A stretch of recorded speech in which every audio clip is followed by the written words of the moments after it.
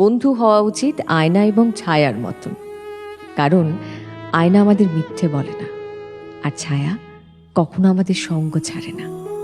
ঠিক তেমনি একজন ভালো বন্ধু আয়নার মতন স্বচ্ছ হয়, যে সবসময় আমাকে সত্যিটাই বলবে। আমাকে খারাপ পথে যাওয়া থেকে আটকানোর জন্য সে আপ্রাণ চেষ্টা করবে। আমি কি মনে করব এই কথার তোয়াক্কা না করে সেই সমস্ত অপ্রীতিকর কথা সে বলতে রাজি, যেটা বললে হয়তো আমার ভালো হতে পারে।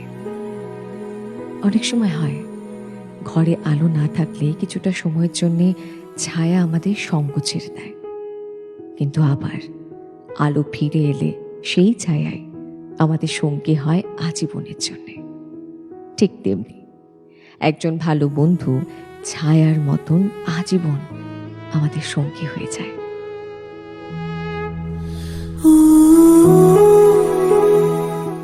অল্পতেই যার চোখে পানি চলে আসে তাকে সবাই কাঁদাতে ভালোবাসে।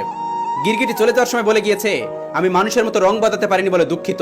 কারোর ফিলিংস নিয়ে মজা করো না, কারণ বিচ্ছেদের যন্ত্রণা সব থেকে ভয়ঙ্কর। পরিবারের কাছে দৈনিক 10 টাকা চাওয়া ছেলেটাও একদিন পুরো পরিবারের দায়িত্ব নিতে শিখে যায়। বেঁচে থাকার জন্য টাকার দরকার, ভালোবাসা না। কথাটা তিতা লাগলেও সত্যি। আমি হারিয়ে দেখেছি এই শহরে খোঁজ নেওয়ার মতো আমার কেউ নেই। সত্যি আমার ভাগ্যটা খুব আজব। কারোর কাছে ফেলে দেওয়ার মতো মানুষ, কারোর কাছে অবহেলিত মানুষ। লেখাপড়া করলেই শিক্ষিত হওয়া যায় না। কিছু শিক্ষা বইতে না, বইয়ের বাইরে থাকে। একটা কথা কি, অধিকাংশ ক্ষেত্রে আপনি যাদেরকে বেস্ট ফ্রেন্ড ভাবেন তারা আপনাকে জাস্ট ফ্রেন্ডও ভাবে না।